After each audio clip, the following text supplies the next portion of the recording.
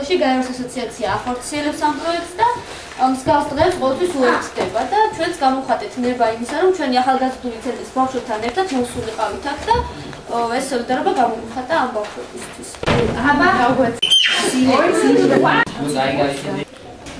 რა თქმა უნდა ძალიან კმაყოფილები ვართ ყველა, იმიტომ რომ ეს დღე არ აღნიშნულა ჩვენთან. ჩვენ ყავს ერთი ბავშვი, რომელიც არის დაუნის სინდრომით, ამჟამად ის არის თბილისში და გამოდის პოდიუმზე. დიდი სურვილი ჰქონდა ჩვენც რომ ის დასწრებოდა, იმიტომ რომ სხვანაირი ბავშვი ესეთი შეხვედრები, ესეთი სიტუაციები მას ძალიან მოსწონს. ახლა რომ გაიგო ესე გული დასხდა, მაგრამ გაიგებს ისიც იქაც კარგ მდგომარეობაშია, გამოდის პოდიუმზე, სრული, კარგი პუნქტულა გოგოა და წარმოიდგინეთ რომ გამოდის პოდიუმზე თან აქცია ყავს ბალეტს არის ჩვენთან დღის ცენტრში, მაგრამ სხვა შეზღუდულებიც ყავს ისინი თქვენ ნახეთ ახლა ისე რომ ამ დღესთან დაკავშირებით ძალიან დიდი მადლობლები ვართ ამ შეხვედრის თქვენი და სასურველი იქნებოდა რომ სხვა დროსაც შეხვედროდით ერთმანეთს.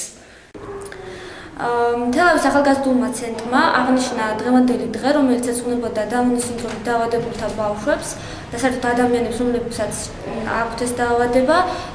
აღნიშნულ დღეს უერთდება მთელი მსოფლიო. შესაბამისად, ჩვენც გადავწყვიტეთ, რომ ჩვენს ახალგაზრდებთან ერთად ვსტუმრებოდით ორგანიზაციას, რომლებიც მუშაობენ მსგავს ბავშვებთან. ამ ცენტრში იმყოფებოდნენ და ასევე შვეიცარიის ელჩის საქართველოში მეუღლე, რომელმასაც მოეხსენა აღნიშნული პროექტის შესახებ, იგი ძალიან მოხარული დარჩა, ბავშვები ძალიან ბედნიერები იყვნენ და ვფიქრობ, რომ მსგავსი ღონისძიებები კვლავ გაგრძელდება ჩვენი ახალგაზრდული ცენტრის მიერ.